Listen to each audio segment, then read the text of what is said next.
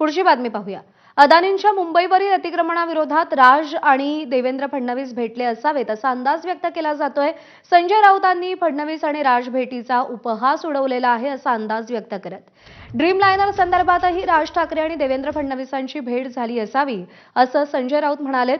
फडणवीस हे अदानी आणि उद्योगपतींचे हस्तक आहेत असं संजय राऊत यांचं म्हणणं आहे।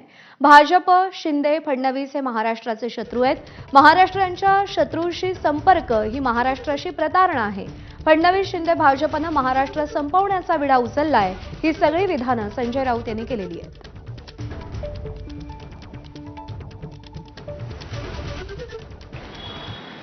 दोघे भेटले असतील, ते का भेटले असतील, कोणत्या संदर्भात कदाचित ते मुंबईवर जे गौतम अडाणीचं अतिक्रमण सुरू आहे त्या संदर्भात राज ठाकरेंना काही सांगायचं असेल, ते थांबवायला पाहिजे गौतम अडाणीचं आक्रमण मराठी माणसावरचं, तो त्यांनी विषय कदाचित घेतला असेल। त्यांनी ड्रीम लायनर विमानाचा जो अपघात झाला त्याच्यावरती काही भूमिका मांडलेली आहे, त्या संदर्भात ते भेटले असतील। तुम्ही वेगळ्या वेगळ्या शंका घेऊन मूळ मुद्द्याला जी बगल देत आहे ती बरोबर नाही।